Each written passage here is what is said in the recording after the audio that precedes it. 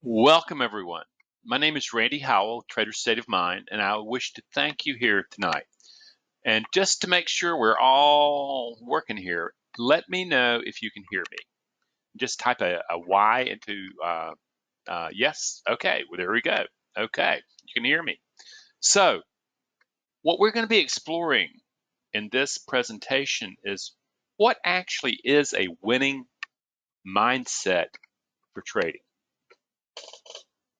Many people bring a mindset about winning to trading, and they start discovering real quick that something doesn't work out right. Something's happening that we need to be able to really look at and maybe rearrange into our concept of winning. So that's what we're going to be out to do. And by the way, I hold questions toward the end. And what I would invite you to do as we go along, or if you have questions, go ahead and write them in. Dolores will collect them, and we'll start answering them at the end of the lecture. Fair enough? I hope so. So here we go. Interestingly, is that hold on, we're trying to move the slides forward. We finally got it. Okay. It just seems so straightforward. I've got this winning attitude, and a lot of people, particularly that alpha set, has been in business and corporate, and they've risen up through the ranks. They've built businesses, and they have the attitude of winning and not losing and making things happen. And they get to trading with this mindset, or the perfectionist who has finally learned that she says, if I do everything right, then I won't be wrong and I'll win. It's important to win, to control outcome. And then they get into trading and find out they get steamrolled. And something about winning doesn't seem right, because when you take that loss, what happens is you don't want to lose. You want to win. You want to make money. And yet, the more you try to make money, the less winning you're doing. And we want to go, what in the world is really going on? And out of that, we're still having some problems slide forwarding here. There we go. And what we really want to ask is, what really stands in your way from developing the skills needed for trading? The knowledge of trading, something, there's lots of sources for that. And some people might say, boy, it's really expensive. Other people say, something, it's really good knowledge. I've got the knowledge of trading. But then there are plenty of traders who can talk the talk. They can talk ad infinitum about what they're doing, and there's a big exchange going on. And it's like two fishermen talking, or a group of fishermen talking about all the fishing they've done in their world. But it's not the act of fishing. However, when they go from that talking the talk to actual action, walking the walk, under pressure, real money on the line, everything changes. All of a sudden, the composition of the mind starts getting really, really different. And winning takes on an entirely different perspective. You try harder and harder and harder to win. And the harder you try to win, the further and further away from winning you get. And finally, and usually it's somewhere between 3 and 5 years, that a trader gets into trading, pays his dues, and does all that and says, something, I should be winning. I know how to trade. I can trade in paper and simulation, and I can just about mint money. But there comes a time when you truly have to acknowledge that it's you that stands in your way. It's you that has the claws dug in and doesn't want to move forward. You can see that your winning ways are not producing winning in trading, but you refuse to give up, and you keep pushing harder, because that's part of the winning formula. Harder, harder, push harder, harder. The last man standing wins. The last guy who gets up wins. In trading, both have lost the money of the capital they've been investing in trading before that time occurs. So we're looking at this and going, well, what about you is the problem? You can see the mistakes, and they keep happening. And you're going, why aren't they getting better? Why aren't things getting better? Why aren't I making money? And so you get this question of literally, okay, ultimately, what really has to be understood is that winning in trading is very different than you thought it was going to be. It's very different than the winner in business, and the winner who's accumulated wealth, the winner who's climbed the tower, the stairs. And all of a sudden you realize, my gosh, what's so different about it? It's like the harder that I try to win, the further it gets away from me. And how can this be? It's not in the world that I understand. And friends, that's the key right there. The world that you understand. Here's an example right here. In other areas, say baseball, the World Series and stuff like that, they want to win. They want to win. They want to control outcome. They want to do all that stuff. They want to make things happen. They want to predict and know the future and have faith that they're going to prevail. And it works in short-term pursuits like football, like baseball, like basketball. That can happen. Forcing that will, never giving up, determination, all that stuff, man. And yet, it drives success in there, but it doesn't translate to winning and trading. And here, what we discover is this. It's quite natural to bring that winning attitude, that not losing attitude to trading, because what you've been trained to do in most of the world is to be in control. You don't want to lose control. You want to be in control. You want to make things happen. And what you discover in trading is no matter how much force of will you have, okay, there is no control. Control itself is an illusion. And the more you push it, the more you push it, the more you push it, guess what? The worse it gets. Because ultimately, the formula for winning in many other parts of the world is a formula of disaster in trading. I have a client who runs a business where he really has to have alpha, kind of really an alpha mentality. He has to be a winner. He has to close sales. He has to make things happen. And he's also a trader.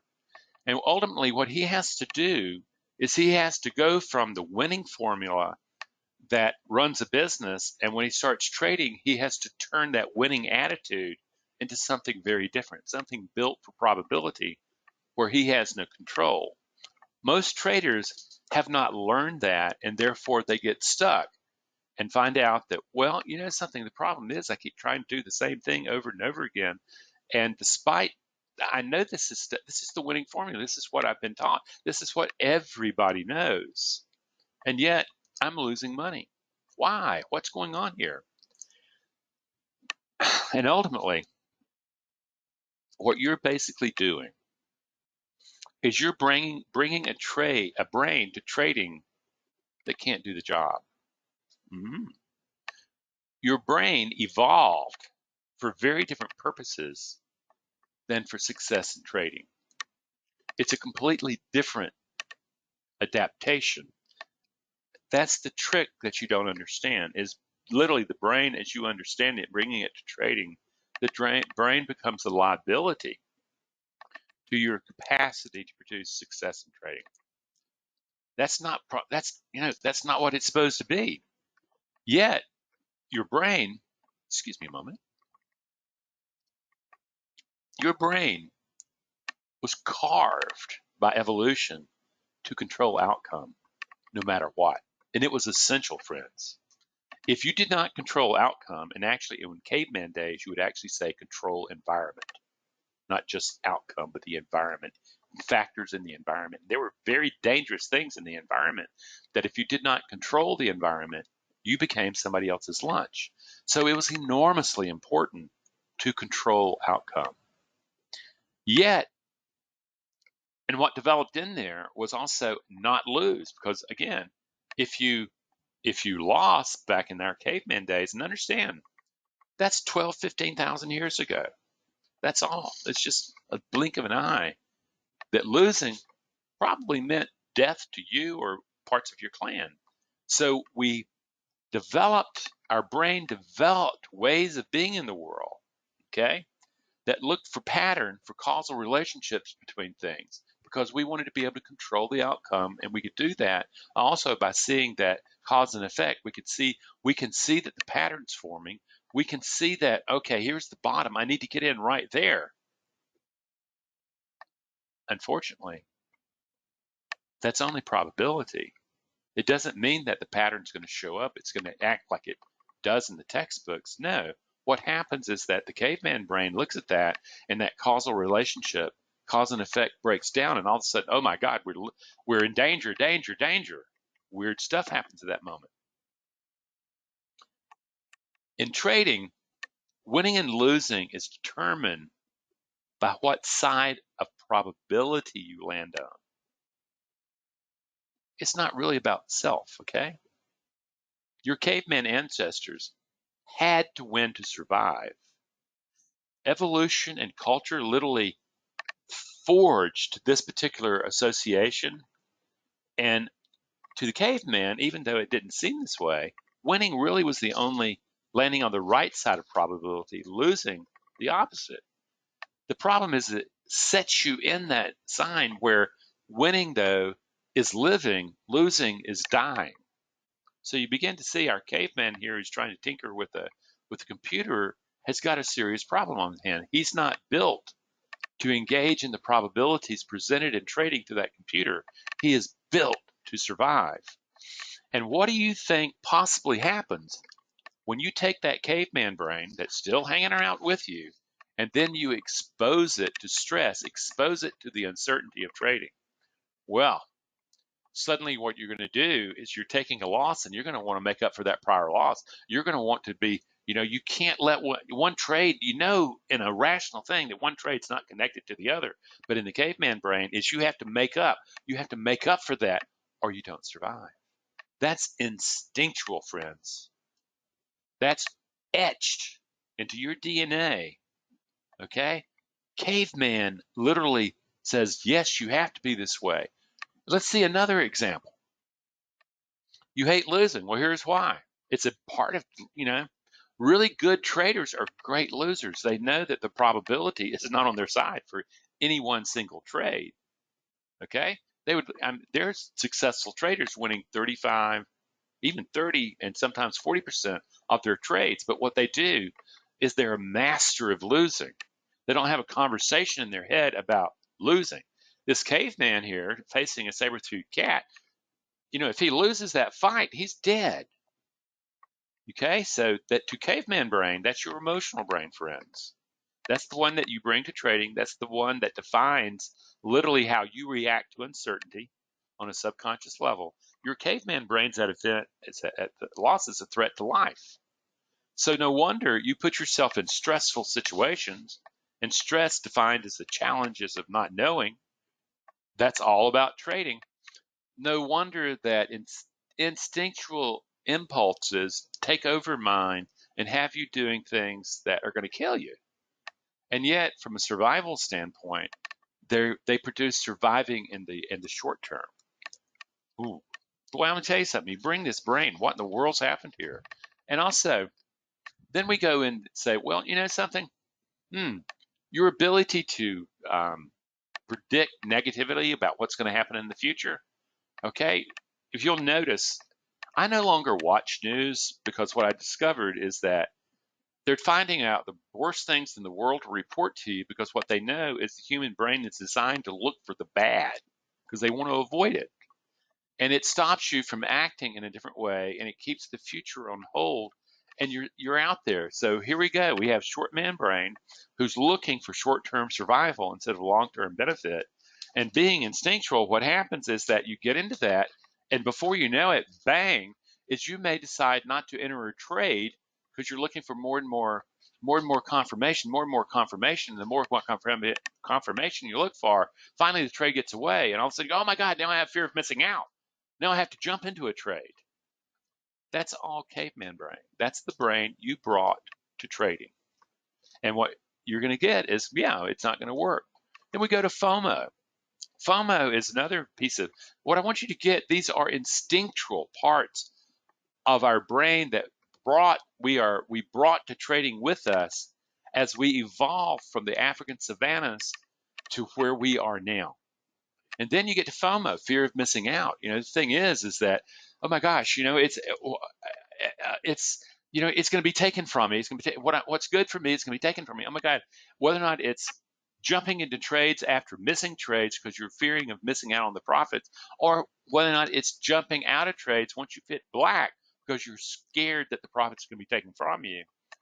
That is instinct. That is caveman interacting with uncertainty. Or you're looking at this guy right here, a very modern caveman, slick, good looking, but he's still got a caveman brain, that emotional brain, that's reacting to uncertainty the way it did 100,000 years ago.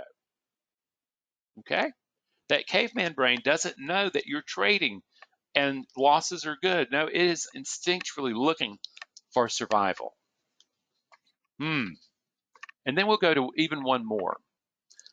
And when FOMO hits you and you don't get in the trade, you do that a couple times, you've been looking for confirmation, you get worked up, you start having this urgency. I can't let that happen again. I'm going to enforce this thing. I'm going to make this thing happen. I'm going to jump in that trade. I'm going to get the money that I should have already had. All based on this scarcity concept that oh my God, it's if I jump in that trade, it's going to be I could lose. I should stay out of that. That's caveman talking. And all of a sudden, this urgency develops. And what you want to do is you want to make up for that. You want to grab that stuff. But this time, the urgency, that aggression, has you jumping outside of your trading plan. And God knows, figuring out what to jump into. And then you find out, oh my God, that was a huge mistake. What you can thank is your survival instincts. They're killing you. And unless you learn to be able to override these survival instincts, you're going to have a heck of a time becoming successful in trading. It's not because you're not man enough or woman enough or strong enough or, determined enough, winning enough. It's that the survival instinct could care less what you think. It is pre-thinking, it is pre-verbal, and it's acting outside of conscious awareness. 95% of the decisions you make are outside of conscious awareness. I mean, I personally go down to Lowe's near me and I walk into the parking lot and there's all these $60, $70, $80,000 pickups that have never seen a lick of work, but they're manly trucks. And you see guys that look like me stepping out of them. And we're middle aged, we got little bellies, we got that stuff, not doing a whole bunch of work, and yet they need that truck to feel masculinity. That's the deception. The truck, they've been sold a way of getting to that, but the way the truck sounds, the way it looks, they got to be black, they got to be red, they got to have tinted windshields, all that stuff. Men. And all of a sudden you realize, something that makes you feel manly, but it doesn't give you the kind of the discipline, the impartiality that's needed to manage uncertainty. You're still trying to manage certainty as if it was certain. No, what happens, you get the feeling of certainty, which is an emotion, deception, instead of the act of performance. This is where it really hits in home, because the brain you brought to trading is not going to be the one that brings success to trading. It's going to have to evolve. That certainty-based brain of our ancestors, it has been great. It has done wonders. It allowed us to survive and to dominate the world. However, it was not built for survival. It was built for survival. It was built for control. It was built so that their species was going to move forward.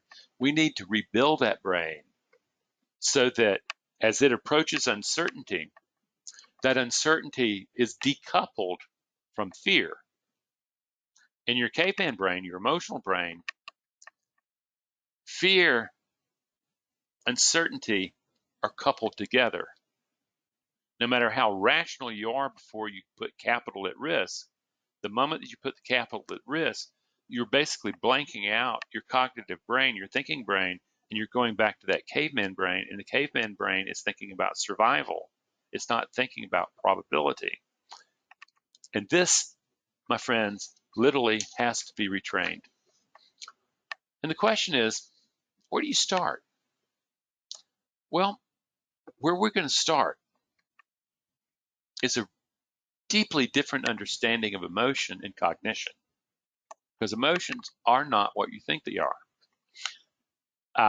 Emotions are not psychological, though they will in fact take over your psychology. Emotions are not mental, though they take over the mind. Emotions are biological action potentials, okay, that coordinate activity between the environment that you're in, that would be the markets and trading, and the organism that you are, the trader. And every time there is a change of status in the markets, in the environment, there will automatically be an emotion, a biological action potential that fires and prepares for action on an instinctual level. You can see where, oh my gosh, we can get in trouble doing this. Yeah, they're firing in 0.00 seconds and are moving into action without thought. Thought comes later like a caboose. Rather than saying I'm a rational being that has some emotions. No, you're not. What you are is an emotional being, and it's in your body. Your body is the embodiment of emotion. And that emotions are being triggered literally. And if you don't believe me, sit in front of a computer screen tomorrow and watch yourself in a mirror or a video feed and watch the emotions ripple over your face and your tenseness, the strained eyes, the tenseness in your gut, and watch your breathing as it halts and panics and stuff like that. That's the emotion. That's not your breathing. That's not muscle tension. That's an emotion. It's embodied. So already we're going, wow, this is very different than what I thought. And then let's go one step further. Okay, we know that they're literally biological action potentials. And yet in this scene from Pixar's movie Inside Out, you're literally looking at emotional programs that are trying to cooperate and also trying to compete with one another inside a little girl's brain. That's the control panel.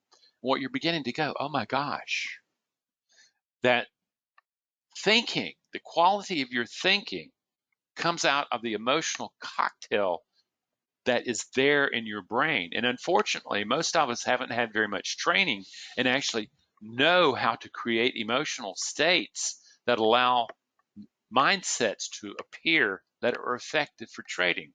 So we've already gotten, whoa. And this is where you're going to have to really change what is activated emotionally when there is an encounter with uncertainty.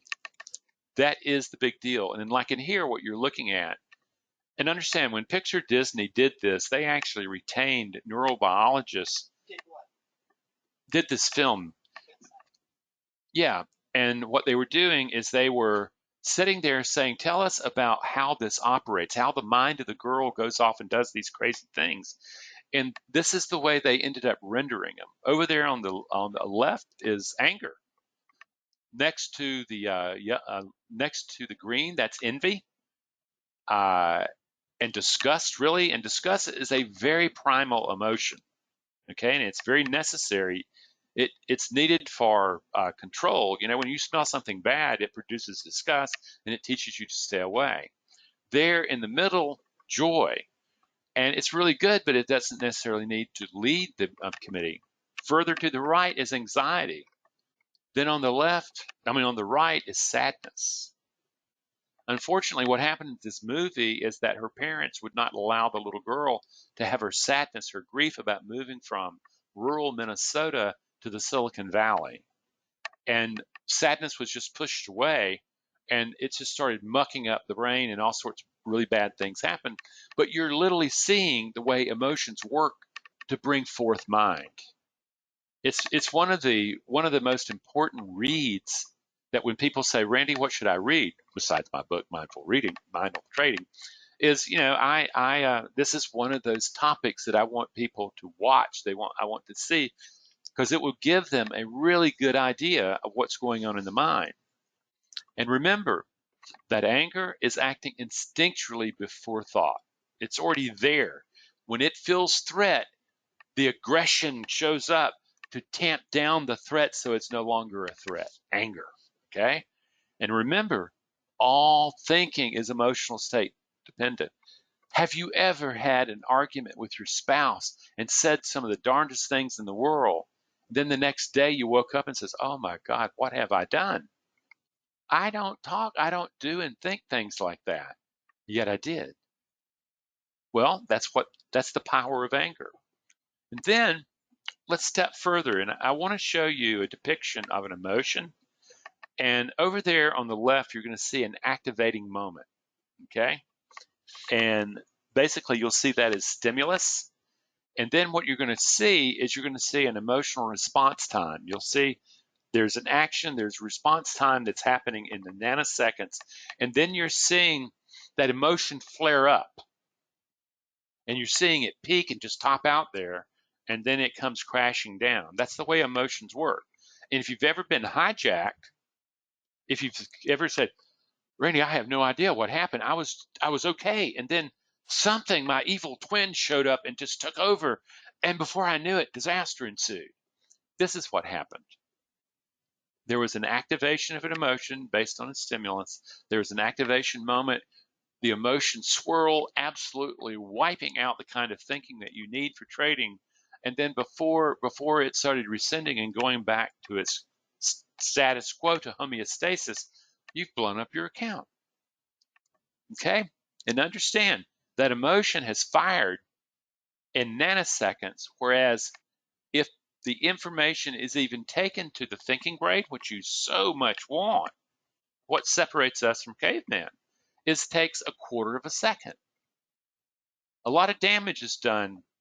The emotion's already triggered. It's already in the bloodstream. It's already altering everything, and then you're beginning to have the capacity of thinking about it, but that gets slammed out of the way. That, friends, is what you're up against in trading. And it's like left to your own devices, the chance of you becoming a successful trader is just incredibly slim. None of the brokers want to tell you that, but that's really the truth. And then what I want you to see is this graphic, because it is such a wonderful graphic about the way the cognitive thinking brain and the emotional limbic system work together. That caveman is the emotional brain, the limbic system. That driver, so modern looking, he's sitting there thinking he's driving the brain and taking it to directions. He's in control. I've got all this stuff, and I have pushed that. That beast seems so tame back there. Okay, I've got him. I'll just ignore him. He'll finally go away because I don't need him anymore. And all of a sudden, you hit a stressful moment that triggers the emotion, and suddenly your caveman ancestor comes roaring back, taking over the mind. This is how reactions happen. They're programs. And it just simply pushes the thinking brain to the sideline. That's what happens, friends. And one last little thing on this. I want to show you what you're into. Because if you want to master winning in trading, what I'm showing you right now is what you have to master. You have to come to where you have personal mastery of this area. On the left, what you're looking for is that you have a calm state of mind, okay? And what you're actually seeing is that data information is coming into to what is known as the thalamus area, and it's being looked at quickly to see if there's a threat or whether or not the information can be sent to the thinking brain to work. When you're in low emotions, that calmness, it doesn't activate and go to the amygdala. What it does is it activates into the thinking, and you make calm, cool decisions. However, if these things that we've been talking about take over, at this thalamus region where the information comes in, it's like an air traffic controller. That air traffic controller makes a decision about whether or not there's an urgency and danger to the incoming information. If, based on past learning, that there is, it never sends the information to the thinking brain at all. It sends it to the amygdala and to fight flight. Friends, this is what has to be mastered. And without mastering it, you're not going to become the winning trader you want to be. Now, how do we start building that winning mindset? Friends, it starts with first the recognition that Emotions are biological, and through bellows breathing and through muscle relaxation, you can slow down the buildup, the urgency of the emotion to take over. Now, here you're looking at like an alligator got muzzled looking at the chocolate sundae. You're looking at that. There's an urgency to act. It's primitive, and yet the thing is the woman is breathing, calming down, and the urgency doesn't reach a point where it takes over. This is critically important. And until you can do that, and actually the first part of my training literally is about learning to breathe diaphragmatically and release tension as you're in the urgency of trading, the uncertainty of trading, because unless you learn that skill there, you have not learned it so that it's effective part of your trading strategy. Really important to learn to be able to breathe, to calm down when under pressure, and altering it so that it doesn't crank up and just gun you down. That's the first major thing. Then, as you develop that, you're also going to have to develop what I call the observer of the self. There is a witness in you that watches all this stuff going on, and it's very impartial. It just sits and watches. And the thing is that part of the self has to be ratcheted up and said, you know something, I actually need to be able to pull this so that it's a working, functional tool. It's a skill so that I can observe situations, stepping back out of thought, no longer identifying with them. And that's a big deal, okay? Because as long as you're identifying with the thought, you're basically, you're gone.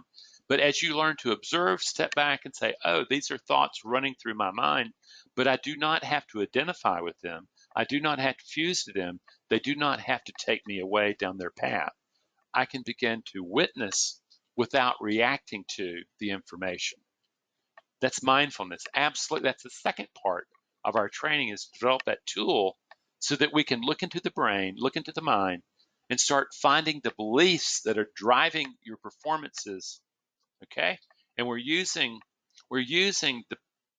your trading account, the health of that, as an indicator of the beliefs that you're projecting onto the markets. We're not taking the beliefs you say you have with all the winning jargon.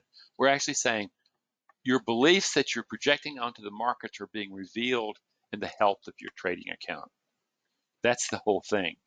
And out of that, what you discover is that you have to be really careful about fear, but also feeling good.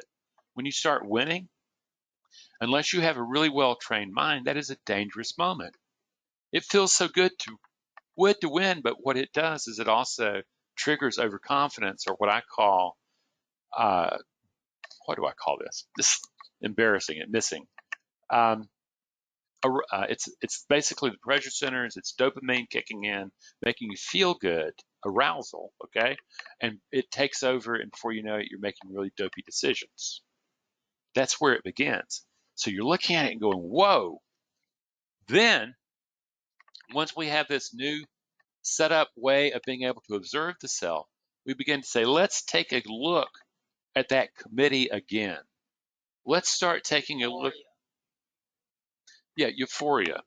The key is now we're developing the mind for trading and saying, well, what mind do we really need there? What you're looking at here is you're beginning to look at the different emotional programs no longer in cooperation with one another. They're beginning to contest one another, and they're becoming competitive with one another. This is what happens when you are of two minds about something. When you're having self-doubt, when you're having overconfidence, you are actually looking at emotional programs being in competition and taking over for different points of time. This is what you have to learn to really, truly control. What you'll discover is you can't control the outcome, but you can, in fact, control the mind you bring to the performance. And here, what you're looking at is a mind going out of performance state. It's going into a state where there's confusion, there's competition, there's just all sorts of crazy things going on inside the head. The inner commentary about what you should do, there's a dialogue of stay in, take more of, hey, guy, take it out. All that stuff is going on. So we're there. And here's the thing, and it has to be so gotten, is that as you learn to observe, you really truly, as you clear that lens of your observer, you really truly do find out that thinking is totally dependent upon the emotion. And under stress, remember that we're trading, very stressful. You never know what's going to happen. You're facing the challenges of living all the time. Your emotional brain sees those challenges of living as threats to life. They just don't see it as risking capital. They see it as threats to life. You begin to see, oh my God, I'm beginning to understand that I really need to control and get really zoned in on this. Because actually, the key is this: the mind you trade with emerges from this community of rival programs that are duking out control. Because what I would call mind is actually a governing board, just like what you're looking at here, where there are competitive forces, the emotional program, that have now been given voice. Somehow, in the miracle from the brain, and as the mind emerges from it, those emotional programs take on character, they take on voice, they take on form, and they begin to have arguments. They can have cooperation. But in here, you're looking at two dudes standing. You can see the confrontation going on. This is the kind of thing that's happening in your mind all the time. And this is what has to be worked with, because as you begin to wake up and you begin to look into the mind and see the forces at play in the trading committee of the mind, what you discover, man, you discover there's a mutiny going on. There's a lot of discord, and it needs to be shaped up for success in trading. And then you'll see this happen. You'll see the intensity of this. Like, you should follow your rules, but you don't. That's the trading committee, the governing committee of the self, in conflict with itself. They're not on the same page. And you begin to see, wow, man, there's one part of me saying, take it, do it. And another part is saying, no, man, you could lose, don't do that. And you share this, you have this debate going on. That's the impulse. Whoever wins, particularly the urgency, after you've taken some losses, you have this urgency to make up for losses or the urgency to overtrade. Becomes disastrous. And what you'll do is you'll discover something. There is something that I call the inner critic living in your mind. You can't help it. It's going to be there. There's no way to exercise it out from your mind. It's part of the fabric of your mind. And it's highly destructive. You would say it in the same way that the Chinese would say the yin yang. The Cherokee Indians would say that your mind is composed of two wolves, a good one and a bad one. And ultimately, the one that wins creates the destiny of your life. The Cherokee believed that it was the wolf that you fed that won. And you look at your trading account and you really truly begin to see the wolf that won currently. This is where we're going, friends. And then you'll see, like, for instance, behind the aggression of the alpha is the need to prove himself, to show that he matters. I want to be in control. I want to prove, and usually in my business there's guys who are real alphas, and what you discover really comes down to it. They're trying to prove to someone that's often dead, their father, that they matter, that they have the stuff, and it becomes about money. Because money really becomes, to the limbic system, becomes the symbol of your capacity to control outcome. And all of a sudden you go into, if I have a lot of money, then I'll prove I matter. That's the kind of thinking. And the truth is, it becomes really, really dangerous. Yet, not only is that there, but there's also most of my work is focused on developing heroic nature. Just like this iceberg, most of what you see, most of the iceberg is not what you see, it's below the surface. It's been pushed there into what you could say the subconscious, and it's not working awareness. Yet within there, what you'll discover is that you'll discover the elements to build the probability-based 9 needed for trading are there. It is time that you learn to actually take those hidden strengths and to have them become working strengths literally in the active mind that trades under pressure. This is where it gets really interesting. And the job is really about locating that heroic nature and calling it to duty. And I'm going to use the example here from Lord of the Rings. It was a beautiful archetypal movie. Basically, when those emotional programs are given voice, we call those, when the brain produces a symbolic representation of that, we call those archetypes. And in Lord of the Rings, what you discover is the archetypes that you need. You need a ruler who has the discipline to maintain order under pressure to achieve major goals. Aragorn. You need the wisdom of a sage that has the understanding to advise that ruler about how to go forward and to move forward. That would be, guess who? Gandalf. You also need a warrior, not just tough and tumble, the ones that accompany the king, but you also need a warrior of the interior. You need someone who knows the wars within himself. You also need the ability to have self-compassion, to calm things down, to get to a better mind, the caregiver. All those qualities are located in your brain and then in your mind.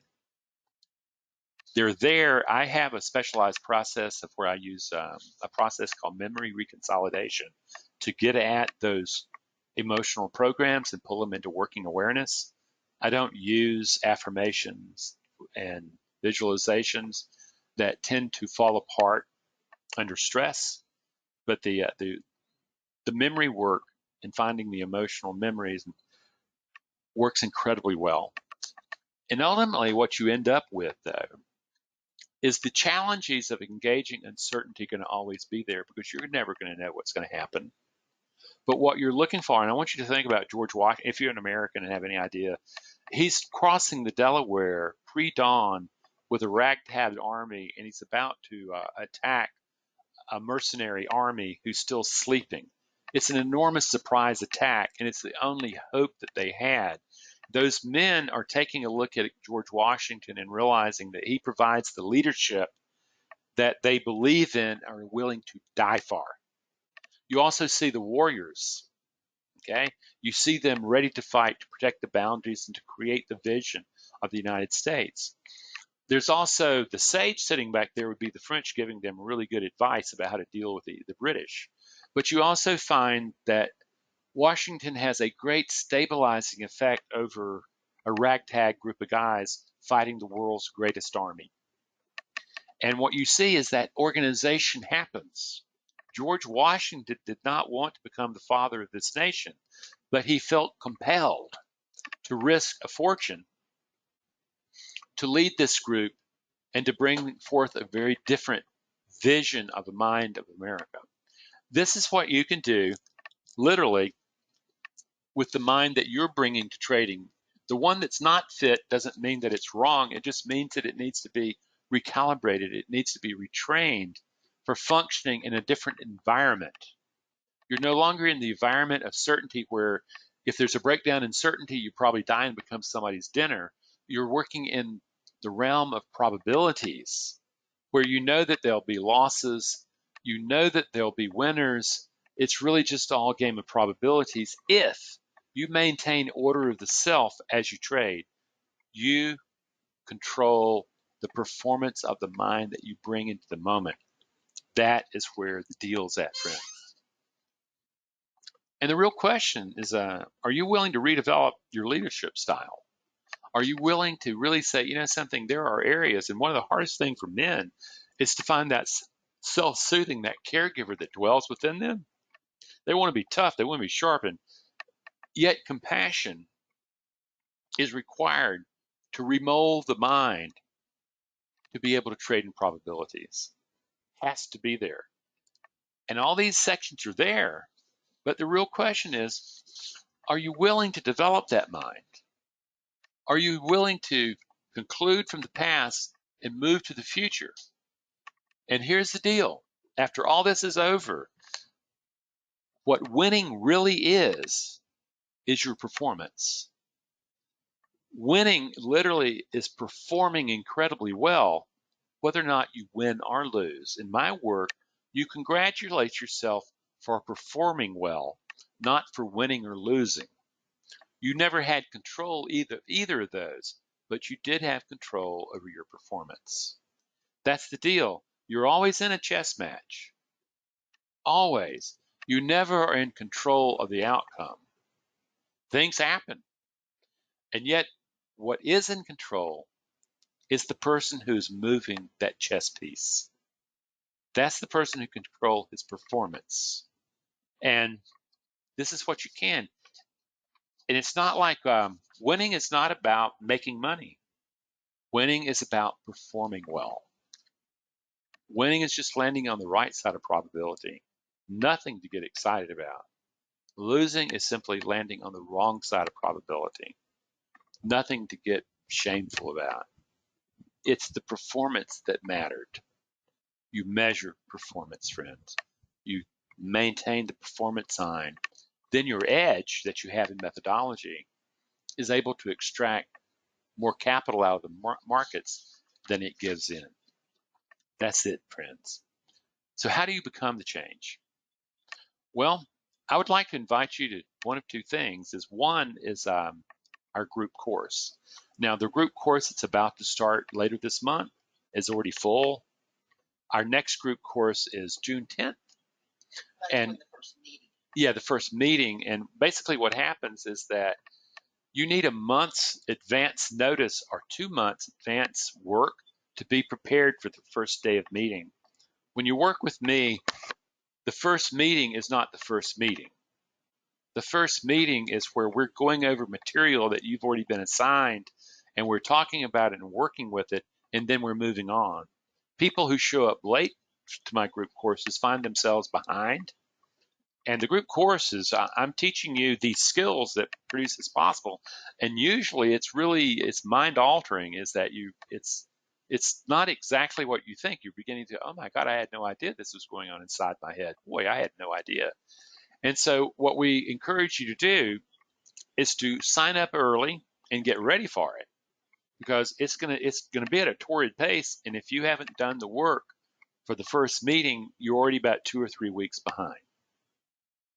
So what we do is we offer a free emotional regulation workshop, and you can buy it for a couple $100 on our website, but we want to give it to you free for starting early, not for signing up, for starting early, because we know that you'll be better prepared. That's what we want. So I have a website there where you can go to, a spot on the website where you can learn more about that group course. And also, if you're looking, saying, Randy, is that all you got? No, the first thing, if you don't know about me very much, go to the website, start reading, start watching my videos, start really exploring. There's a lot of free stuff. There's a free ebook. There's all sorts of stuff. Get it. And then you might want to read my book, Mindful Trading. But then as you go up and you realize, okay, Randy's defining the problem, but what happened to solve the problem? I really have to get a hold of the intellectual technology that he's using to produce this. Yeah. And we also, besides the group course, we have a individual course that lasts over 3 or 4 months, is much more intricate, much more personal and comprehensive than the group course. But it's a very different animal, and most people end up wanting it because it comes with 10 consults with me. Okay? And if you're interested in that, and you seriously consider it after you go through this and really explore and read about it on the website, we'll be happy to talk to see if it's a good fit between you and where you're at in your life and us, whether or not we're comfortable with you learning. Take a look at it, friends. Okay, take a look at it. So questions, I have finished. I really appreciate it. I get jazzed about this stuff, and I just really great talking about it. But if you have questions, please let me know. Hmm? I fixed it. Look at that. Doris. Okay. Doris is learning. Just read the blue box. The blue box. Okay. Hi, Randy. Happy belated Easter. Amen. I tell you something. Bless you and your loved ones. Your webinars has helped me a lot to be aware of my shortcomings as a human being. I just say your current organization of potential. When dealing with the randomness of markets, to be frank, I don't know if my Forex over trading is actually a gambling addiction. I fund my account, see 500% gains, and then blow my account up in a single day. There you go. That's euphoria. That's your overconfidence. You're just triggering right into that. By over leveraging and over trading, I'm not necessarily wrong and have a very good understanding of the markets. You got caveman brain you're not taking care of. Market fundamentals, but over leveraging and over trading is a habit I can't seem to shake off. And you're trying to do it by yourself. Yeah, that's a good way to end up staying there. I'm certainly sign up for your coach. Oh, once I get my company bonus, I certainly sign up to your coaching session. So far, all my income goes to funding my account. I'm so sorry. Every month, only to see it blow up. Buy and hold strategies just don't seem to work in Forex. Well, I'm glad you understand you have a problem. And what I want you to recognize is start noticing that winning triggers a sense of euphoria and it takes you out of the trader's state of mind. And suddenly you start trading from lust rather than from discipline and partiality. And there is no emotion other than discipline and partiality that needs to be present in an expert trader's mind. And what you're telling me is I haven't developed the discipline, I haven't developed the capacity to not to want to recognize that feeling good is dangerous. Okay? Does the group course content change with each class, or does the curriculum stay the same? I've got your book and work. Oh, that's a different thing. Oh, no, the curriculum stays the same. So does the curriculum in my individual course. And besides that, people who are a member of my of groups, they can end up taking the course again. We call it auditing for free, and you also have access to the virtual classrooms virtually indefinitely. So a lot of people will go through it, then they go back, and you see people from 10 years ago coming back and studying, bunning back up, getting this stuff together, and going, boy, I've forgotten all this. I need to restructure myself. So I've got your book and your work, but love them both. Yeah, that a lot of people have found great success with that. They get a couple of the retail guided meditations, they put that together, and they have they end up with a pretty darn inexpensive way of training. And I get comments all the time that it's been a turnaround for them. Where do I get your book? From only our website, right there, www.traderstateofmind.com. I long ago quit thinking that I should fund different people and get $1 per book. I decided that we needed to be able to do better, and I know that I don't hit the volume that other people do, but it satisfies my sense of control. When would you open a course for non-traders? I really enjoy the psychology of your training. I would like to apply your method, still want to take your course. I get the gist. Here's what, first of all, I'm in the process right now. We're finishing my new book, and it's about opening the door to your potential and realizing it. And it's not for traders at all. It's for people who are working with self-development, because I have people working with me that we don't talk. We don't. The goal is not trading. It's either business or it's different areas of their lives that they're improving. So, but the new courses that will be coming up under randehowell.com will be more oriented toward general self-development rather than yeah, it's not ready yet. We've just giving birth to this thing has been, let's just say it's been pretty challenging while you're getting a heart transplant and stuff like that. This is James Sims. Okay, this is James. Randy did not. No, the blue. Where are we? Okay. Well, that's what I was trying to read. Oh, good. Highly recommend the individual training if you can swing it. And Randy did not pay me to say this. James is a client of mine, okay? And check out the site. Yeah, bless you, Randy and Dolores. Yeah. And by the way, you will hear this voice coming in and out of conversations, correcting me and stuff like that. That is my wife, Dolores, and she's the smart one in our family. Okay, so, and she did not pay me to say that. Oh, hi, Randy. Great webinar. If one wants to take your individual course, do you offer coaching beyond that? Yes, I do. And would there be a copy of this webinar on your website? Yes, sometime tomorrow. Dolores will send out stuff and tell people at 4 o'clock in the morning that it's there, but it will get there probably about 10 o'clock. Okay. Hi, Mr. Howell. I prefer Randy. I live in Brazil. Trading is not a very common profession here. Yes, I understand that. Viewed as gambling or a job for lazy people. I've been trading for 5 years now, actually getting worse at it. I've already read your book and still don't know what's wrong and how to diagnose my problem and evaluate progress.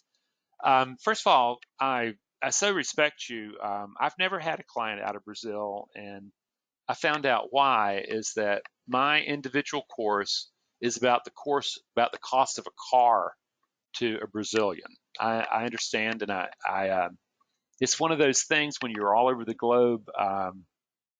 If we can't make money if we start lowering our prices because we live in the States and we have the cost of living, we have all that kind of stuff.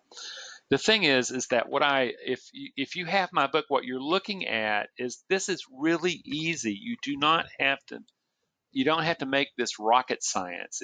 It's right in front of your face. There are 5 self-limiting beliefs that drive your performances and whether or not you're making money or losing money. The first is a sense of inadequacy. I'm just not good enough. The second is a sense of mattering. I have to, if I make a lot of money, then I'm going to matter. I'll be able to show people that I'm the dude. That's what most alphas are. A sense of unworthiness. I don't deserve this kind of money. Scarcity thinking. I think I'm going to lose whatever I risk. What I have is going to be taken from me. And powerlessness.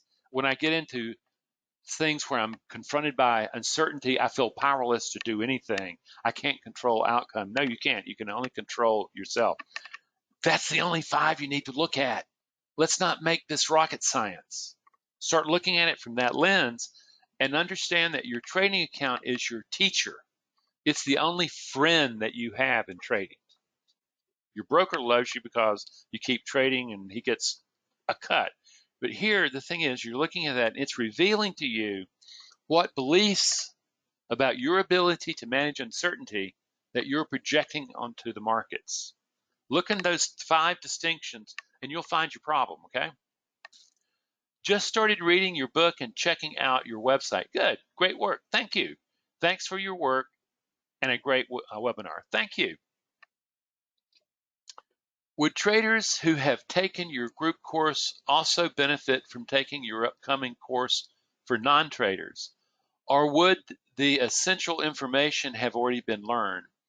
The essential information is already going to be learned. I'm going to be doing the work that I'm doing in my new company is evolved beyond what I teach in this work. Okay, I'm literally teaching you how to take off a basically a limbic learning, take it down and experience your being, and then taking that limbic learning back and beginning to compare it side by side and deciding whether or not you actually want to maintain that limbic learning, that implicit belief, or whether or not you want it to dissolve into the infinity of life. There's a lot more there than is in my current work because I have to work a very clean. Yeah. Anyway, Randy, can we jump straight to the individual course? Okay, what I'll say is this: is that I have an incredibly full schedule, and if you want, yeah, sure. To me, ultimately, when it comes down to it, that's the best course of action. And in 2 years, you won't be able to do it. So I can understand why people would want to do that. And what I need you to understand is that it's pretty full, and you need to be flexible, because we're going to be we're going to be meeting together on Skype. On Skype right now. I'm trying to learn Zoom.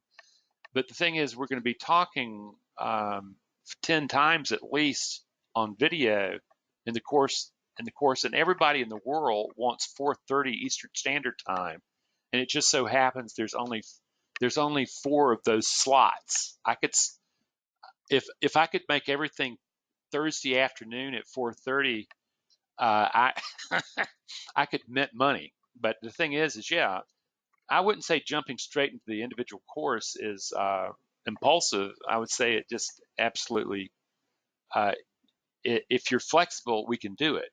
Okay. And it's something where the learning process is powerful.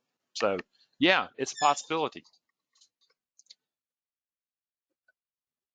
Let's see. Okay.